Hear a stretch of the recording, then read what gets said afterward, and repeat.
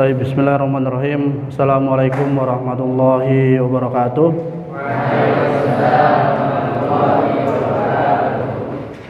Alhamdulillahirabbil alamin. Wa bihi nasta'inu ala umuri dunya waddin.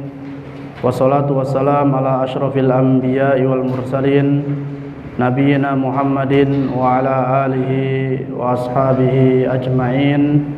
Amma ba'du. Qala Allah subhanahu wa ta'ala fi kitabihil karim, a'udzu billahi minasyaitonir rajim. Ya ayyuhalladzina amanu taqullaha haqqa tuqatih wa la tamutunna illa wa antum muslimun. Ikhwani fid din, azani Allah wa iyyakum. Alhamdulillah, puji syukur senantiasa kita panjatkan kehadirat Ilahi Rabbi yang telah banyak memberikan kita nikmat, sehingga pada sore hari ini kita semua masih diberikan oleh Allah Subhanahu wa ta'ala nikmat iman, nikmat Islam, nikmat sehat, dan nikmat waktu luang, sehingga kita semua masih bisa terus menjalankan aktivitas kita sehari-hari. Semoga semua yang kita lakukan mendapatkan pahala dari Allah Subhanahu wa ta'ala. Amin ya rabbal alamin. Adik-adikku yang semoga senantiasa dimuliakan Allah Subhanahu wa ta'ala, kita akan melanjutkan kembali tentang pembahasan At-Tibyan Syarah Akhlak Hamalatul Quran. Sifat penghafal Al-Quran selanjutnya yang harus kita miliki yaitu la yata'akkal bil Quran. Jangan menjadikan Al-Quran ini sebagai wasilah atau sarana atau tujuan pokok kita untuk mencari makan, ya. Jadi kita semua sebagai penghafal Al-Quran, dan semoga Allah Subhanahu wa ta'ala berikan kemudahan kepada kita semua untuk bisa menghafal ayat-ayatnya dan juga mengamalkannya dalam kehidupan kita sehari-hari. Maka sudah sepantasnya bagi para penghafal Al-Quran tidak boleh menjadikan Al-Quran ini sebagai sarana untuk mencari makan, ya. Karena Al-Quran itu sangat mulia sekali, ya.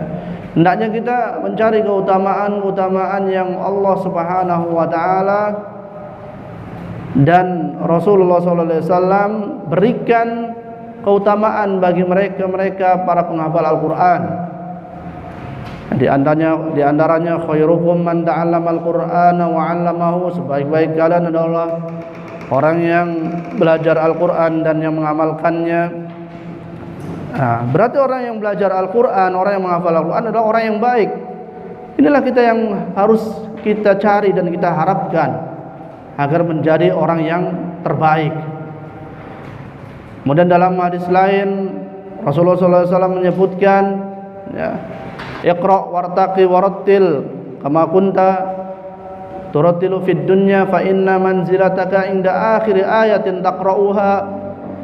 Bahwasanya surga kita nanti kelak di akhirat, kalau kita benar-benar menghafal Al-Quran, insyaallah surga kita berada pada derajat yang paling tinggi. Nah, ini yang kita harapkan. Bukan Al-Quran itu kita hafal kemudian supaya mudah mencari makannya. mudah untuk mendapatkan upah atau mendapatkan balasan-balasan dunia dari ayat-ayat yang kita hafalkan. Bukan itu tujuannya, ya. Memang dalam hadis disebutkan ada juga boleh mengambil upah dari apa yang kita ajarkan dari Al-Quran, itu boleh. Tapi jangan menjadi tujuan pokok atau sesuatu yang utama. Ya, kita pengen mencari makan dengan Al-Quran, ya. Coba lihat ulama-ulama dulu, orang-orang salafus soleh sebelum kita, mereka hafal Quran, di sisi lain mereka berdagang, mereka ada yang beternak kambing atau mengembala kambing. Nah, jadi bukan satu-satunya penghasilan yang selalu dinanti-nanti atau diharapkan dari para penghafal Al-Quran, ya.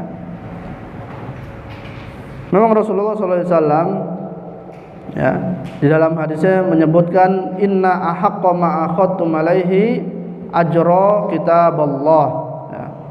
Sesungguhnya balasan yang berhak atau upah yang berhak untuk antum ambil yaitu hasil dari apa yang kita ajarkan dari kitab Allah Subhanahu wa taala. Kalau ada orang yang mengasih upah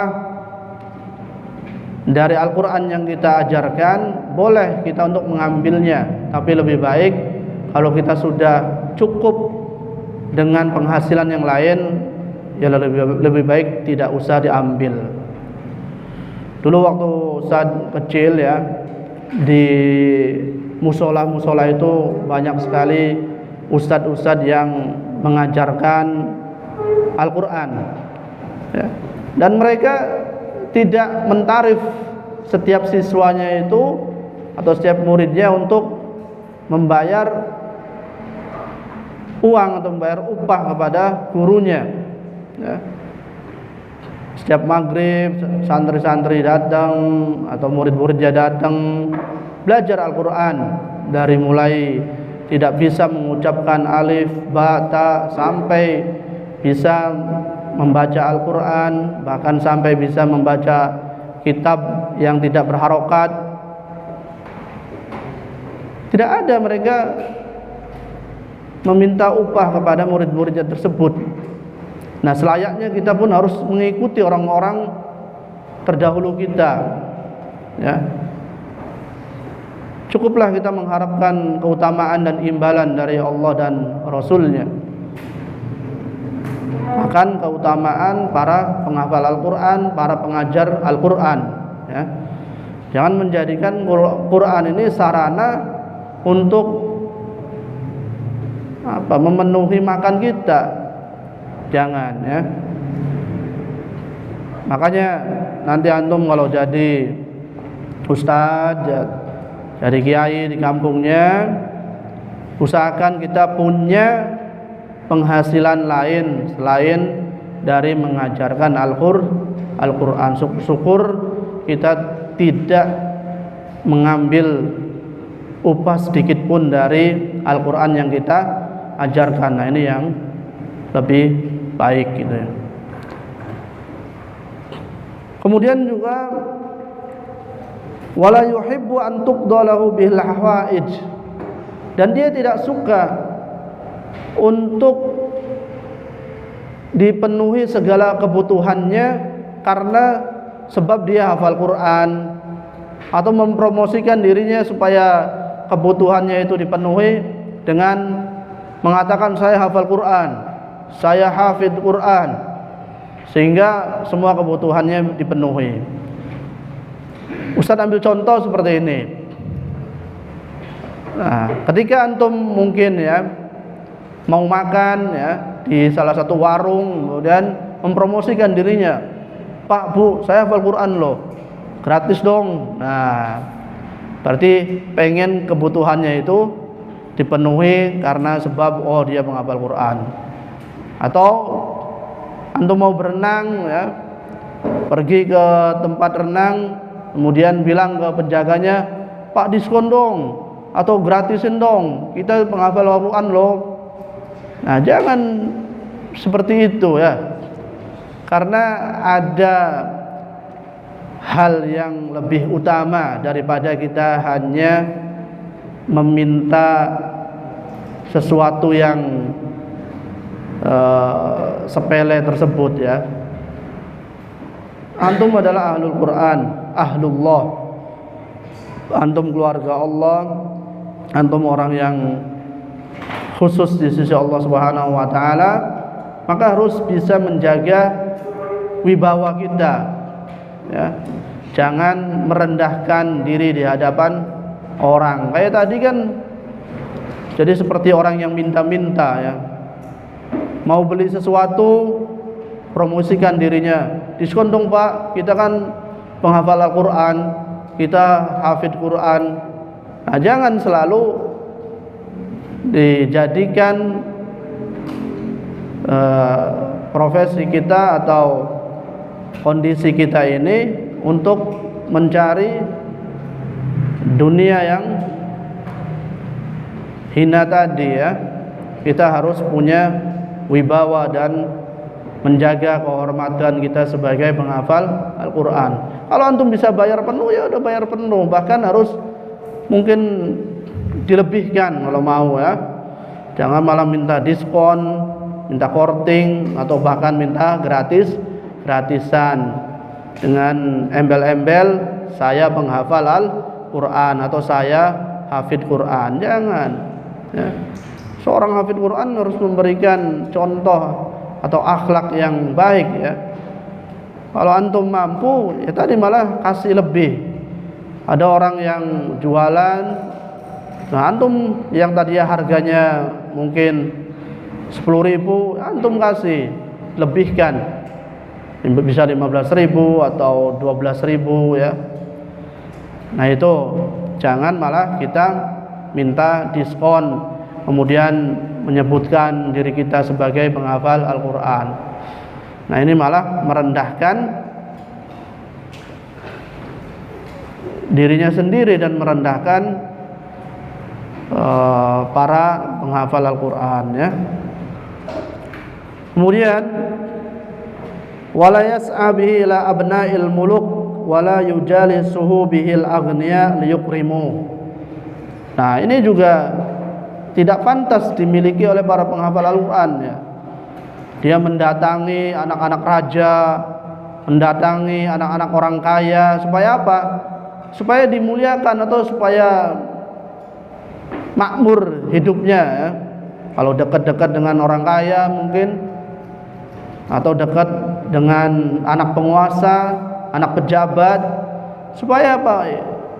Ya tujuannya ya dia kan orang kaya Ustaz, supaya saya juga hidupnya enak. Nah jangan seperti itu. Kecuali kalau kita tujuan perginya atau mengunjungi anak orang kaya, anak pejabat atau pejabat itu sendiri ya, tujuannya untuk memberikan nasihat ya, untuk tadi mengajarkan Al-Quran ya, atau memberikan manfaat kepada mereka, ya ini diperbolehkan. Tapi kalau tujuannya untuk mencari aradun minad dunya, mencari apa? Keindahan dunia, ya maka tidak pantas sebagai penghafal Al-Quran ya. In kasaban nas minad dunya al-kathir bila fikhin wala basirah, kasabahu al-qalil bi fikhin wa ilmin. Nah, jika kebanyakan manusia sekarang kita lihat mereka bekerja mencari dunia ya, banyak hidupnya itu dihabiskan untuk mencari dunia ya, bahkan mencari dunia tanpa ilmu, maka penghafal Al-Quran jangan memperbanyak mencari urusan dunia, secukupnya saja. Secukupnya saja. Seperti ulama-ulama dahulu mencontohkan, ya. Mereka bekerja, memang bekerja. Mereka bekerja, mungkin berjualan. Nah, ketika dirasa, oh hari ini kayaknya sudah cukup nih untuk memenuhi kebutuhan pribadi saya dan keluarga, ya sudah cukup, sudah pulang, habis itu belajar, ibadah, ya mungkin baca Al-Quran, sholat. Nah itu kalau dirasa sudah cukup, tidak seperti kebanyakan orang, ya, dari pagi sampai sore mencari dunia, mencari uang terus, lupa baca Quran, lupa belajar agama. Setelah itu dilanjut lagi malamnya, wah ini hidupnya hanya untuk mencari dunia, secukupnya aja mencari dunia itu, ya. Tadi seperti ulama-ulama dahulu mencontohkan, sekiranya oh dirasa ini kayak udah cukup nih untuk hari ini, udah cukup, bisa ngasih keluarga makan, bisa buat makan dirinya, sudah. Habis itu fokus lagi untuk ibadah. Karena hidup kita itu untuk ibadah, bukan untuk bekerja. Wa ma khalaqtul jinna wal insa illa liya'budun. Untuk beribadah, bukan untuk bekerja terus siang malam, ya. Dia lakukan untuk bekerja, ibadahnya sangat sedikit sekali. Nah ini tidak boleh dimiliki oleh para menghafal Al-Quran, ya. In labisan nas al-layyan al-fakhir labisa huwa minal halal ma yasturu auratahu. Jika kita lihat kebanyakan manusia memakai pakaian yang mewah, memakai pakaian yang mahal, ya. Bahkan antara satu dengan yang lainnya saling berlomba-lombaan dalam kemewahan, ya. Maka penghafal Al-Quran mencukupkan dirinya dengan sesuatu yang halal. Cari pakaian yang layak, yang pantas, yang sopan, ya. Kemudian menutupi aurat, ini udah cukup, tidak perlu harus harganya yang mahal dan mewah, tidak perlu. Yang penting itu cukup menutupi aurat, sopan, tidak ketat, ya. Nah ini yang harus dilakukan oleh kita sebagai talib ilmu, talibul ilmi, ya, dan para penghafal Al-Quran, ya. In wusi'a alaihi wasa'a wa in umsika alaihi amsak. Jika Allah Subhanahu wa taala melapangkan rezeki kita, ya kita bagi-bagikan kepada orang yang membutuhkan, ya. Jangan kita pegang sendiri, kita nikmati sendiri, ya. Sebanyak apapun harta yang kita miliki, ya, itu nggak mungkin bisa antum habiskan dalam satu hari atau dalam sekali makan, itu nggak bisa, ya. Kalau antum makanan banyak, ya, antum punya makanan banyak kemudian antum habiskan sendiri, nggak mungkin bisa. Kenapa? Karena perut kita ini terbatas, ya, ada kapasitasnya, nggak bisa semuanya kita masukkan dalam satu waktu, ya. Maka bagi-bagi buat yang lain. Jangan menjadi pribadi yang bakhil, yang pelit. Wa may yabkhal fa innama yabkhalu an nafsi, ya. Barang siapa yang pelit, sungguhnya dia itu ya pelit atau kikir untuk dirinya sendiri. Yaqna'u bil qalil fayakfihi. Dia harusnya berqanaah. Dia apa yang dia dapatkan, apa yang dia miliki harusnya dia syukuri. Ya, dia qanaah apa yang dia punya dan merasa cukup. Makanya kalau urusan harta itu kita diperintahkan untuk ungzur ila man huwa asfala minkum. Lihatlah pada orang yang di bawah kita kalau urusan duniawi, kalau urusan dunia, urusan harta. Wala tanzuru ila man huwa fawqakum. Jangan melihat orang yang di atas kita. Kalau kita melihatnya orang yang di atas terus, ya, yang berkaitan dengan harta atau dunia, nanti apa yang kita miliki tidak kita syukuri. Ya, sudah punya baju, padahal bajunya masih bagus, ya, dan menutup aurat, tapi dia melihat temannya baru beli baju, akhirnya merasa, wah, baju saya sudah jelek, baju saya sudah lama, sudah kuno. Nah, akhirnya dia kepengen, ya.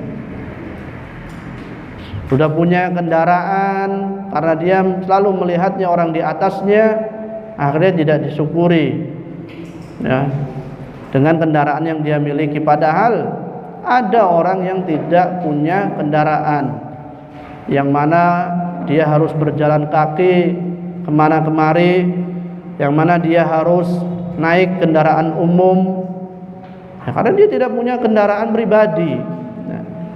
Alhamdulillah kita mungkin sudah punya kendaraan pribadi, meskipun ya kualitasnya kurang, ya kita syukuri, ya. Karena ada orang yang tadi tidak punya kendaraan. Tapi kalau kita melihatnya ke atas terus, kita akan selalu merasa kufur nikmat, merasa kurang dan tidak mensyukuri apa yang kita miliki, itu ya. Tapi kalau masalah ilmu, kita harus melihat orang yang di atas kita. Oh, si fulan sudah hafal ini, sudah hafal itu.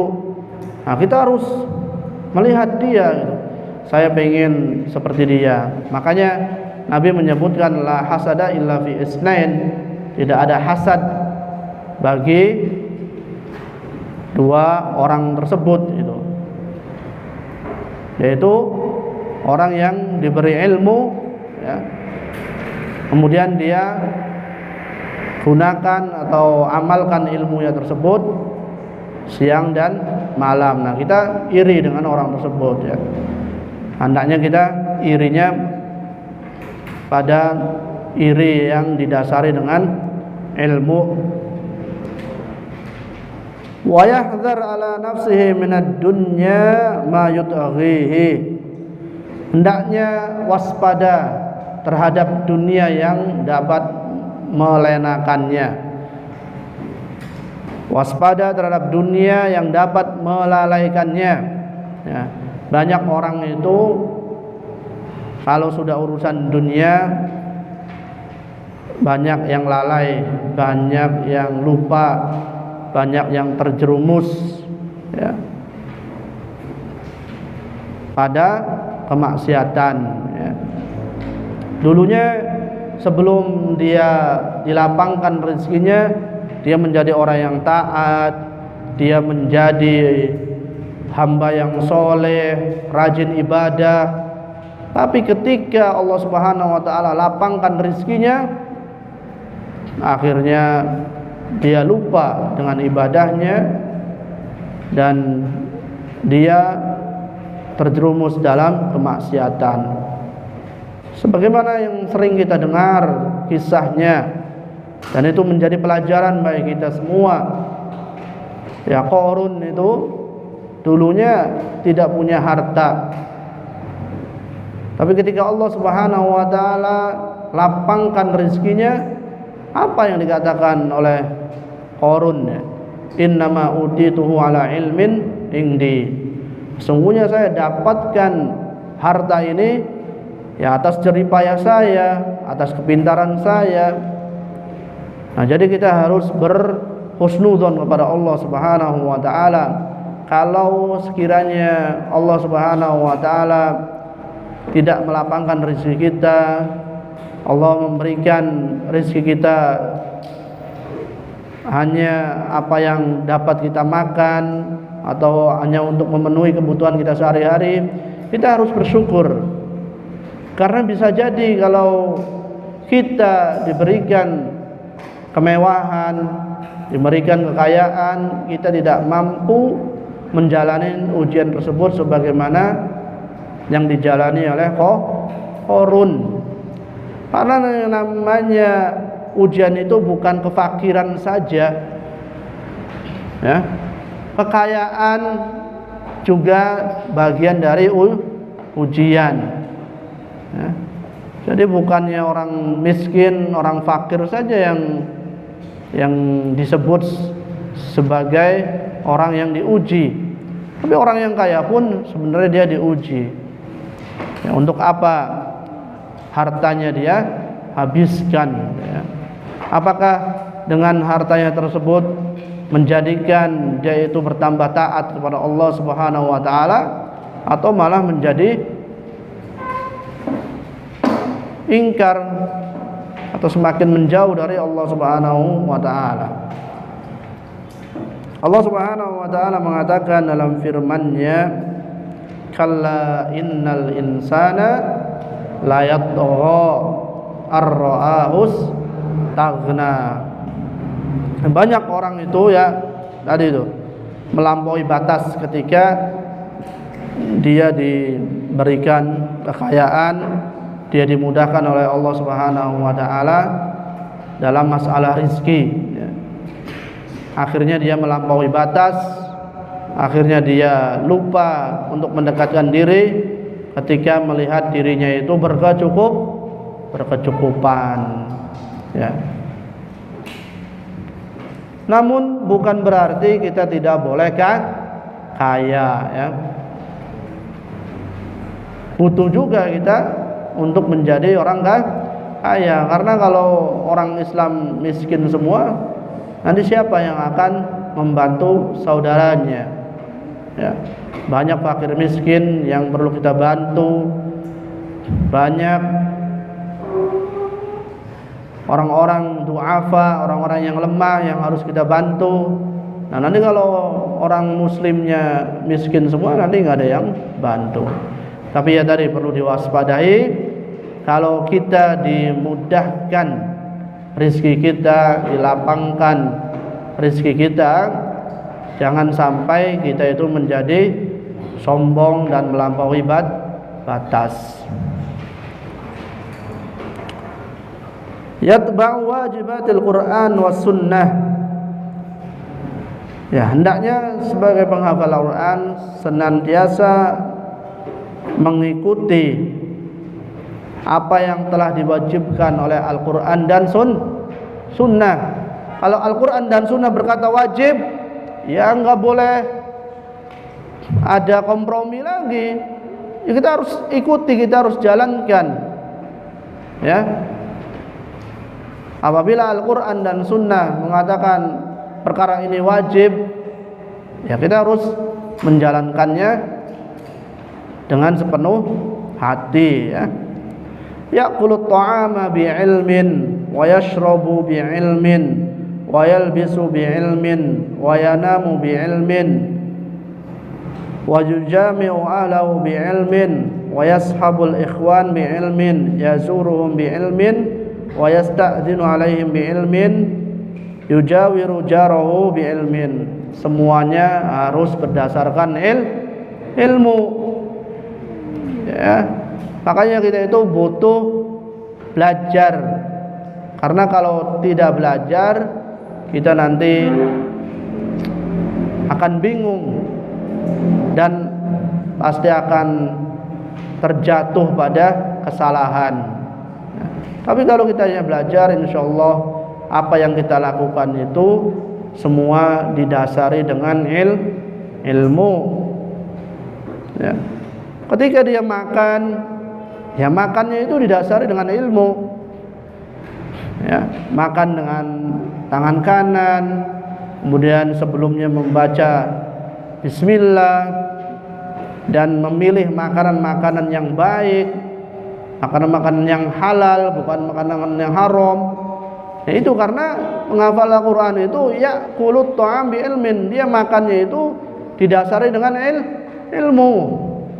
Makan makanan yang tidak membahayakan dirinya, nah, itu yang namanya menghafal Al-Quran atau talibul ilm, ya.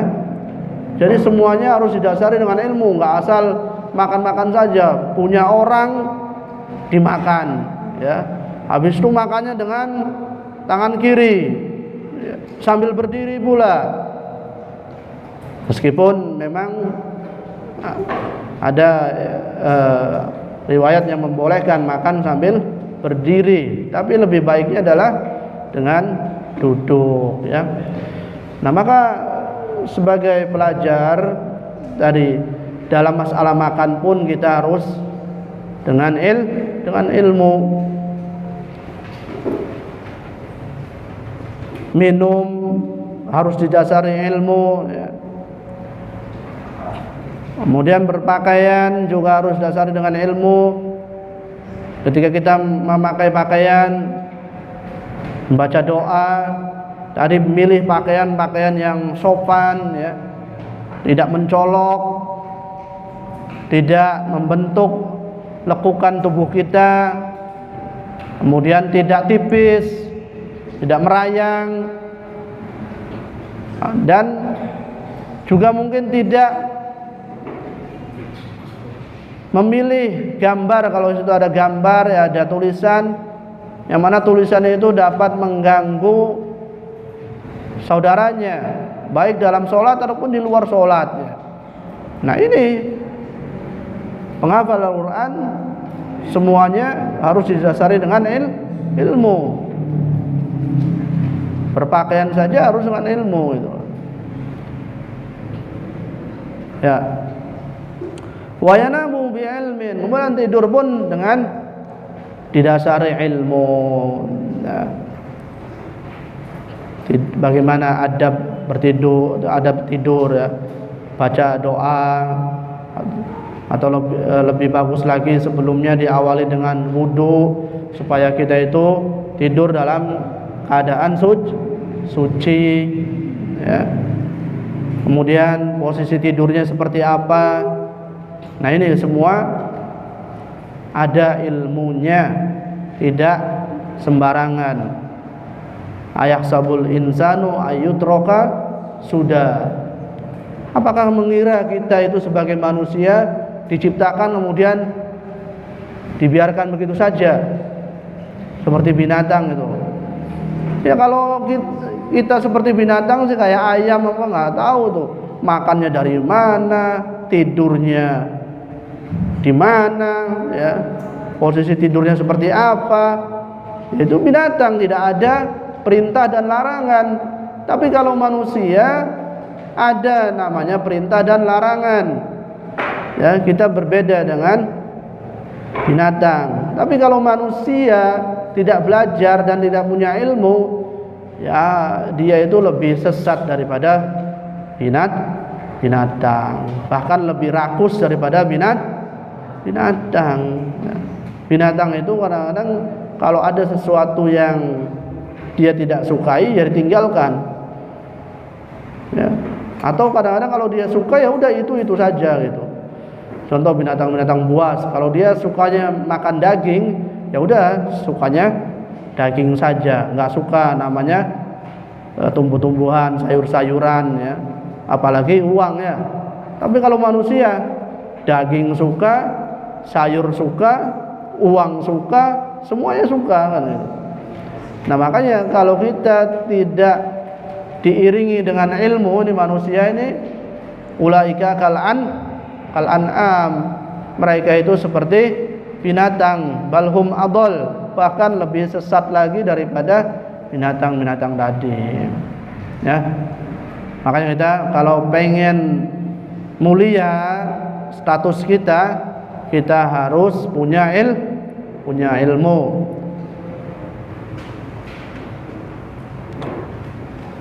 Wa yashabul ikhwan bi'ilmin, dia bergaul dengan temannya juga didasari dengan ilmu. Ya. Tadi harus menghormati hak-hak temannya, ya. Kalau dia usianya lebih muda, ya, menghormati yang tua. Yang merasa usianya lebih tua, maka dia harus menyayangi yang muda. Nah, ini harus dipraktekkan dalam kehidupan kita sehari-hari. Jadi kita itu bergaul juga didasari dengan ilmu. Kalau bergaulnya tidak didasari dengan ilmu, berteman tidak didasari dengan ilmu, yang ada nanti ujung-ujungnya berantem, ya, ujung-ujungnya bermusuhan, ya, karena dia tidak tahu bagaimana memenuhi hak saudaranya, ya. Tapi kalau orang tersebut punya ilmu, maka insya Allah dia akan memenuhi hak-hak saudaranya tersebut.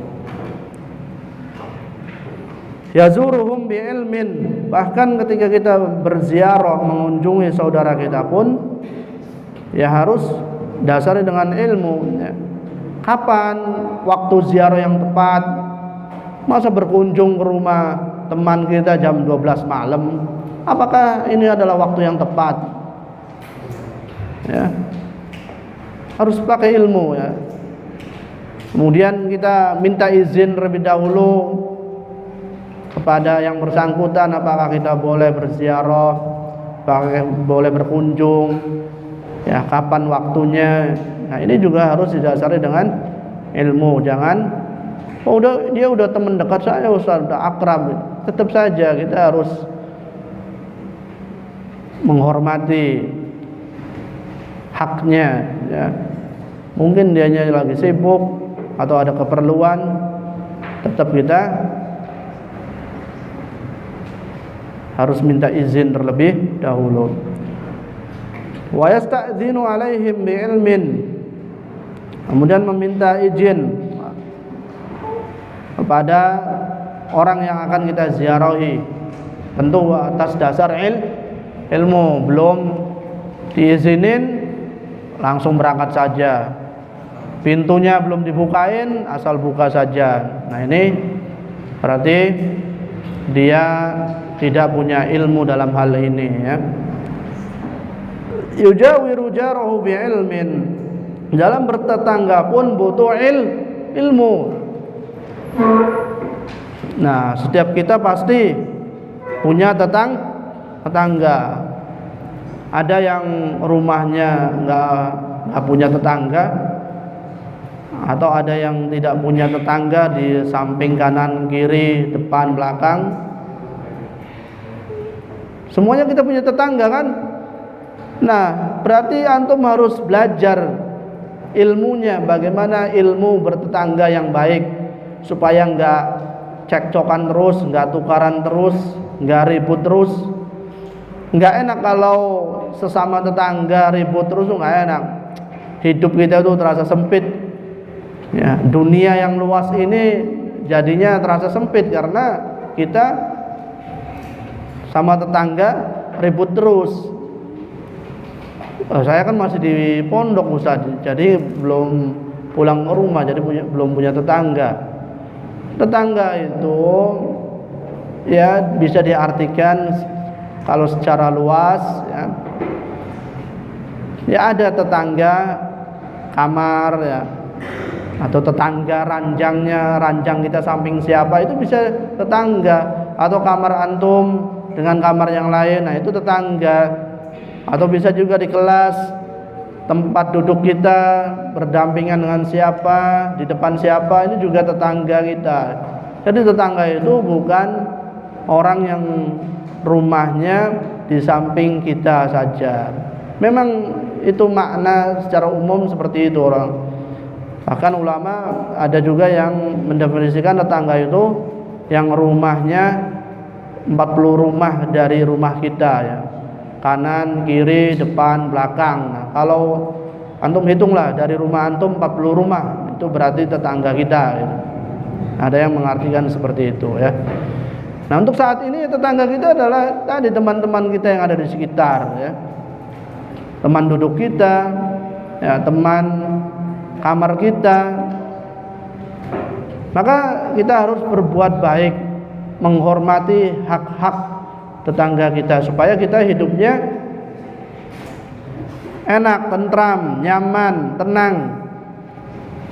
Tapi kalau sesama tetangga ribut terus, antum pun tidur tidak nyenyak, tidur tidak tenang, hatinya gelisah terus. Mau tidur ini ada tetangga ranjang saya nih, nanti ngeliatin saya tidur lagi. Nah, akhirnya kan banyak kegelisahan yang demikian itu.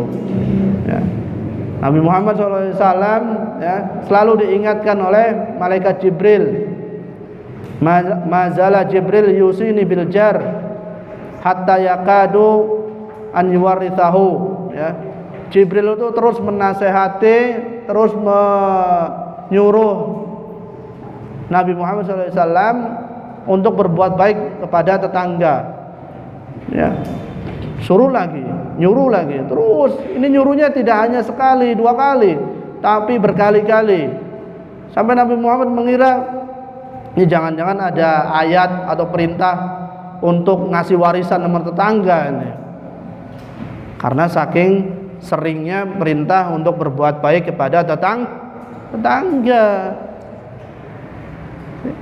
Ya, sampai Nabi Muhammad mengira ini jangan-jangan ada ayat atau perintah ini untuk memberikan warisan sama tetangga. Tapi tidak terjadi ya. Namun berbuat baik pada tetangga sangat ditekankan sekali ya, sangat ditekankan. Bahkan itu termasuk bagian dari keimanan seseorang. La yu'minu ahadukum hatta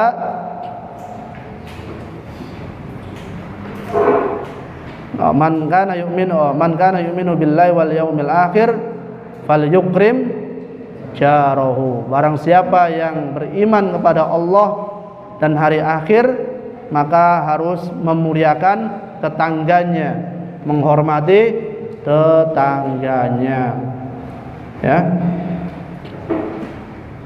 Nah, itu kalau orang tidak menghormati tetangganya, tidak memuliakan tetangganya, berarti dia tidak memiliki cabang keimanan itu. Kita tahu bahwa cabang keimanan itu bid'un wa sittuna syu'bah. Ada 70 sekian cabang dari cabang keimanan. Ya. A'laha qaulu la ilaha illallah, yang paling tinggi ucapan la ilaha illallah. Wa adnaha imatatul adza anit thariq, dan yang paling rendah yaitu menyingkirkan gangguan yang ada di jalan. Sesuatu yang membahayakan di jalan kita singkirkan, itu yang paling rendahnya. Dan di antaranya cabang keimanan yang lainnya yaitu di antaranya tadi menghormati tetangga kita, memuliakan tetangga kita. Itu juga bagian dari cabang keimanan. Kalau kita menghormati tetangga kita, berarti ada cabang keimanan itu pada diri kita ya. Yulzim nafsahu birra walidayhi. Kemudian hendaknya ya, menekankan pada dirinya untuk berbakti kepada kedua orang tuanya. Nah, ini penghafal Al-Quran mengharuskan dirinya untuk senantiasa berbakti kepada kedua orang tuanya.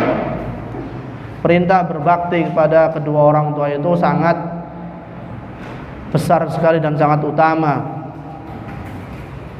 Karena perintah itu datang setelah perintah kita menjalankan ketaatan kepada Allah Subhanahu wa taala.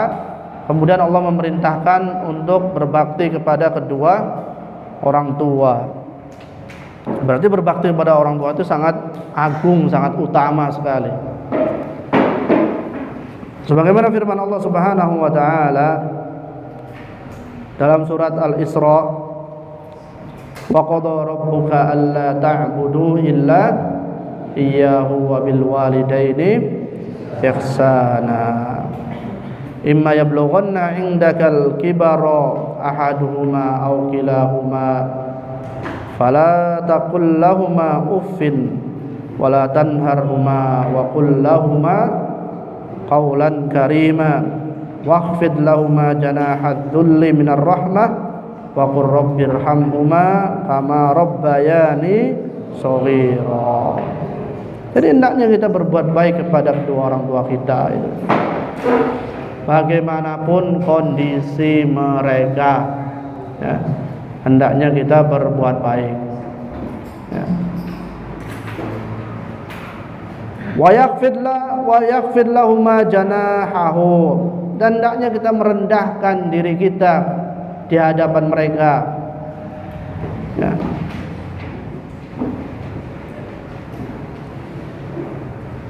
Wa yakhfid li sautihima sautahum. Nah, kita pun berusaha merendahkan suara kita di hadapan mereka. Apalagi kalau orang tua kita sudah sepuh, sudah semakin tua, yang kadang pendengarannya pun sudah kurang, maka kita harus merendahkan suara kita, ya, dan sabar dalam menghadapi mereka. Wa yanzuru ilaihim bi'ainil waqar war rahmah. Kita harus melihat mereka dengan penglihatan rahmat, dengan penglihatan kasih sayang, ya. Yad'u lahum bil baqa, itu mendoakan mereka agar umur mereka panjang, ya, supaya kita bisa berbakti kepada mereka, supaya kita bisa banyak berbuat baik kepada mereka, ya. Karena surga kita ada pada keduanya, ya. La yajjar bihima wa la yahkiruhuma in ista'ana bihi ala ta'atin a'anaha. Jangan pernah merasa bosan, jangan merendahkannya, enggak boleh. Ya, kalau orang tua kita semakin lanjut usianya itu, mereka semakin banyak kekurangan, ya. Mungkin penglihatannya kurang, pendengarannya kurang, tenaganya kurang. Sama seperti kita dulu waktu kecil, ya. Kalau antum tanya, ya, kepada orang tua kita, itu kalau mereka tidak sabar, kayaknya sih kita tidak bisa beranjak dewasa seperti ini, ya. Karena dulu ngurusin kita pun banyak perjuangan dan banyak kesulitan, ya. Badan kita masih lemah, ya. Kita belum bisa apa-apa. Tapi alhamdulillah orang tua kita sabar mengurus kita. Nah, ketika kita mendapatkan kedua orang tua kita pada usia lanjut, ya, dan kondisi fisiknya kembali seperti yang dulu mereka rasakan seperti kita, ya, lemah, dalam kondisi lemah, ya, kita pun harus merawat mereka sebagaimana mereka merawat kita, gitu. Kalau mereka perlu makan, kita carikan makan, ya. Nah, jangan pernah merasa bosan atau capek. Oh, capek lah, ini nyari makan terus atau ngurusin makan terus, menyediakan makan terus, ya. Atau sering disuruh-suruh terus. Jangan pernah merasa capek dan bosan. Karena dulu juga mereka ngurus kita itu sama, mungkin capek juga, tapi karena kecintaan mereka kepada kita, rasa capek itu hilang. Makanya Allah Subhanahu wa taala ya tadi katakan dalam firman-Nya itu, imma yablughanna indakal kibara ahaduhuma aw kilahuma fala taqul lahumā uff. Kalau kalian mendapatkan keduanya masih hidup di usia lanjut atau salah satunya, ini berbicara kasar aja tidak boleh, apalagi berbuat kasar. Ya. Sampai mukul orang tuanya mungkin. Nah, ini tidak dibenarkan. Bahkan itu termasuk dosa besar, uququl walidain, durhaka kepada kedua orang tua. Ya. Hendaknya kita harus mencari ridhonya, ya. Ridho Rabbi fi ridhol walidain. Karena ridho Allah itu ada pada ridho kedua orang tua. Wa sukhtur Rabbi fi sukhtil walidain. Dan murka Allah berada pada murka kedua orang tua. Jangan sampailah kita menjadikan mereka murka kepada kita. Antum kalau kedua orang antum sudah murka dengan kita, antum gak akan sukses dunia akhirat, ya. Antum gak akan, hidupnya gak akan maju kalau antum sudah mengecewakan kedua orang tua, ya.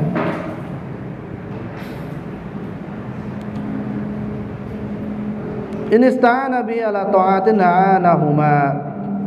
Kalau mereka meminta pertolongan, ya, dan itu baik, ya kita bantu, ya. Kita disuruh sesuatu, disuruh beli makanan, ya kita harus bantu kalau itu baik, ya. Wa in ista'ana bi ala ma'siyatin lam yu'inha 'alaiha. Tapi kalau menyuruhnya itu pada perbuatan maksiat, antum disuruh belikan arak atau khamr, ya jangan dibantu kalau begini sih.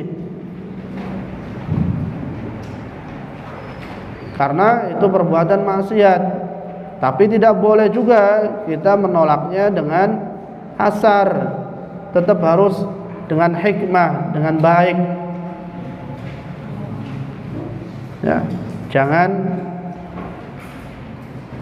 menghardiknya atau menolaknya dengan perbuatan yang kasar, ya.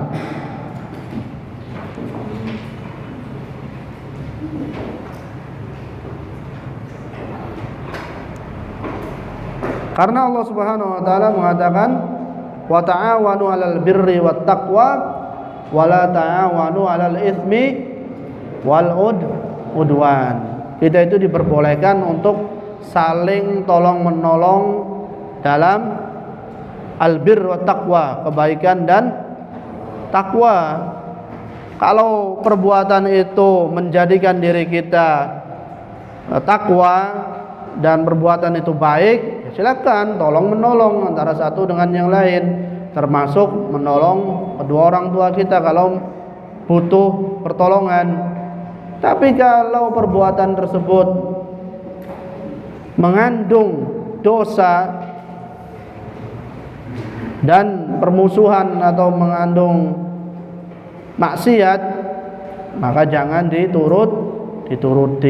Antum disuruh, nak tuh ambilin HP itu atau ambilin uang itu untuk mencuri, ya disuruh mencuri, ya jangan diturutin, jangan diikuti. Karena itu mengandung kemaksiatan, mengandung dosa. Kita tidak boleh. Bahkan kita berusaha bagaimana menyadarkan orang tua kita kalau memang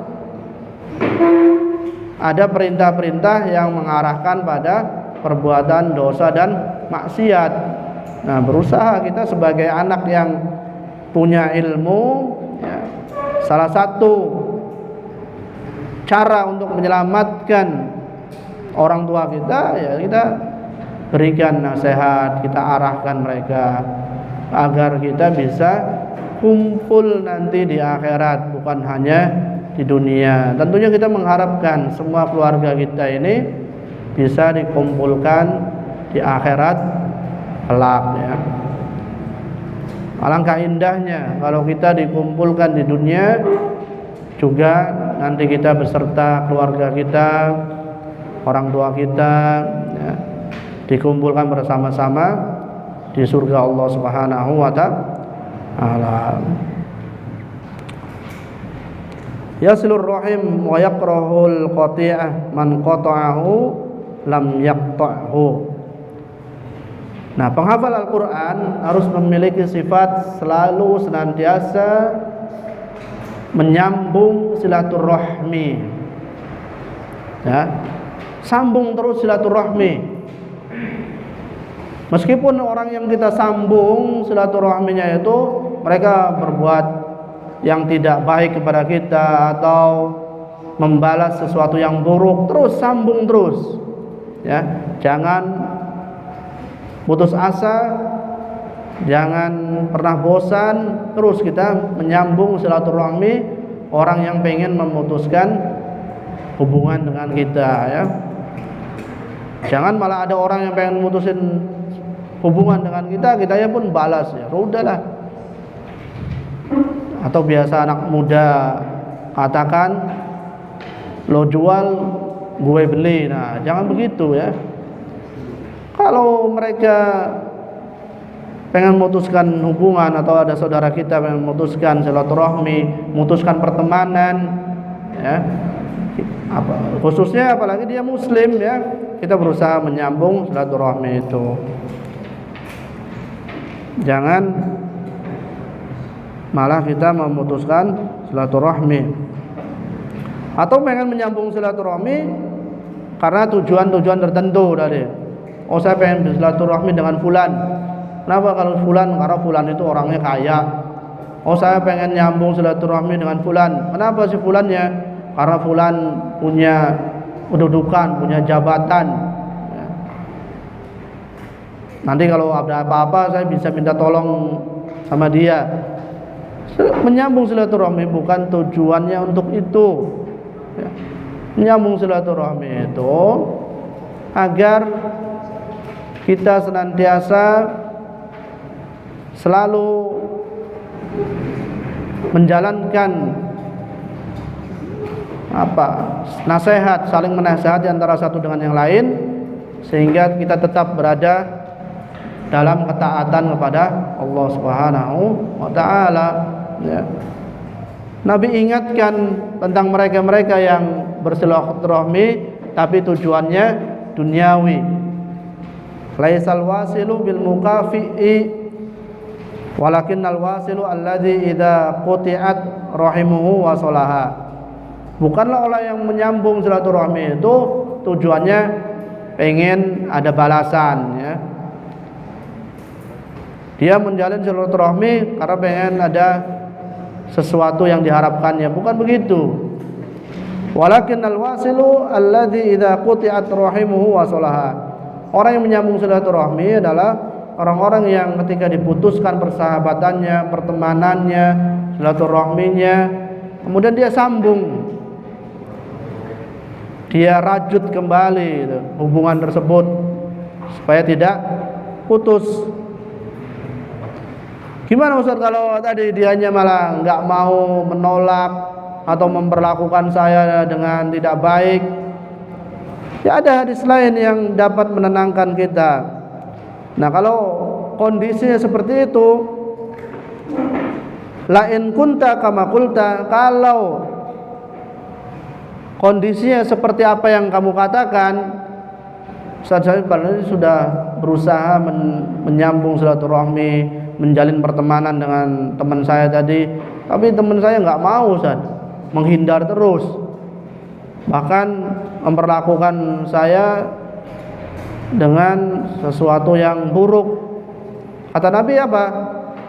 La in kunta kama qulta, kalau kondisinya seperti apa yang kamu katakan, faka'annama tasiffuhul mal, seolah-olah kamu itu sedang memberikan kepadanya bara api. Ya, kalau kita pengen berbuat baik tapi dia malah membalas dengan keburukan, ya perbuatan baik kita itu seperti bara api bagi dirinya, ya. Wala yazalu ma'aka minallahi dhahir 'alaihim ma dumta 'ala dzalik, dan insyaallah Allah Subhanahu wa taala akan selalu menolong kita kalau kita benar-benar ikhlas. Tujuan kita pengen menyambung silaturahmi, pengen memperbaiki pertemanan, pengen memperbaiki persaudaraan. Nah, meskipun tadi yang memutuskan silaturahmi itu atau teman kita itu membalas dengan keburukan, ya, insyaallah Allah Subhanahu wa taala akan selalu menjaga kita. Man asallahu fi ata'allahi yashabul mu'min bi ilmin wa yujalisuhum bi ilmin, man sahibahu nafa'ahu hasanul mujalasati liman jalasah. Ya. Jadi antum sebagai penghafal Al-Qur'an, ya, hendaknya setiap muamalah kita didasari dengan ilmu. Ya, kita duduk dengan siapa harus menyenangkan teman duduk kita itu. Jangan bikin kecewa atau dia marah atau bahkan tidak betah dengan duduk dengan kita. Kayaknya kalau duduk dengan kita itu selalu bawaannya emosi atau tersinggung. Nah, ini berarti kita harus memperbaiki diri kita ini. Jadikan setiap orang yang dekat dengan kita, orang yang duduk di samping kita itu merasakan ketenangan, bisa mengambil ilmu dari kita, bisa mengambil manfaat dari kita, bisa menjadikan dia semangat yang tadinya futur, yang tadinya malas. Nah, berarti kita bagus, kita bisa menebarkan kebaikan.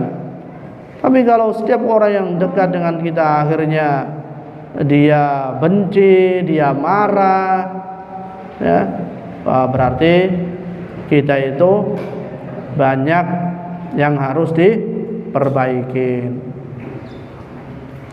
In 'allama ghairahu rafiqa bihi la yu'annif, man akhta'a wa la yukhjiluhu rafiqun fi umurihi saburun ala ta'limil khair. Iya, karena setiap teman yang kita miliki itu pasti punya kesalahan, punya kekeliruan. Nah, kalau kita menjumpai teman kita berbuat salah, ya jangan kita rendahkan, jangan kita mengolok-oloknya atau mengejeknya, jangan, ya. Atau tadi memutuskan silaturahmi, jangan. Karena ada pepatah mengatakan man talaba akhon bila aibin baqiya bila akhin. Ya, barang siapa yang mencari saudara tanpa aib, baqiya bila akhin, maka selamanya dia tidak akan punya saudara. Barang siapa yang mencari teman yang tidak memiliki aib, selamanya dia tidak akan punya teman. Yang namanya manusia itu pasti punya aib, punya kesalahan, punya kekurangan, ya. Karena kita itu bukan malaikat, kita adalah manusia. Ya, manusia itu ada salah, ada lupa. Kullu bani Adam khata', setiap anak Adam itu ada kesalahan. Nah, kalau kita pengen mencarinya yang bersih dari aib, bersih dari kesalahan, ya udah antum hidup sendiri aja, menyendiri di kamar, ya, nggak usah berinteraksi, nggak usah bergaul, nggak usah berteman. Karena kalau kita pengen berteman, pasti ada aib.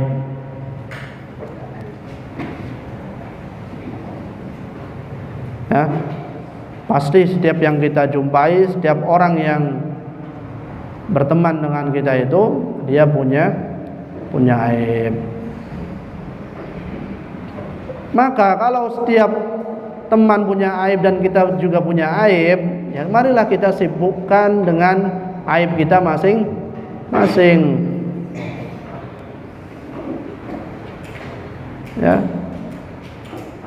Nabi juga sangat senang ya bagi mereka yang sibuk untuk mengurusi aibnya sendiri daripada mencari aib atau sibuk mengurusi aib orang lain ya.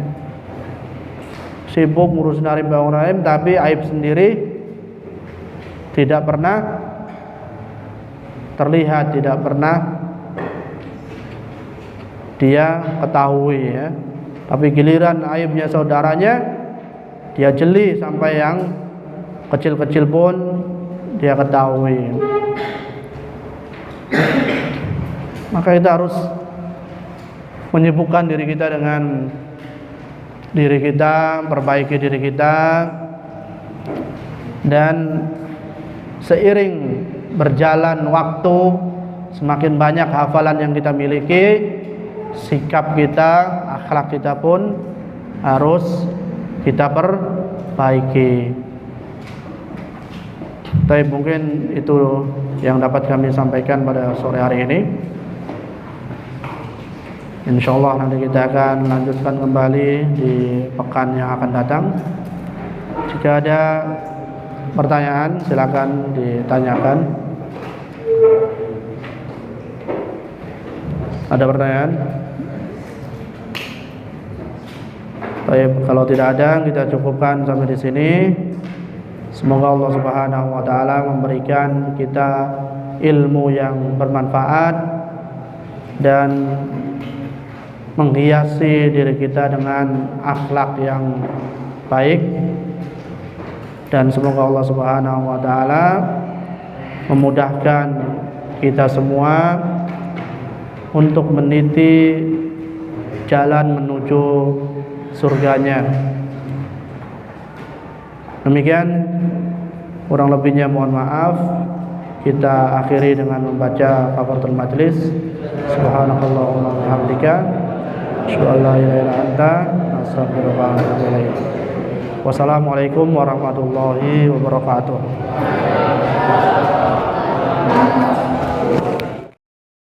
Mari bantu pembangunan SDIT Tahfiz Sabilul Quran. Pahala jariah menanti Anda.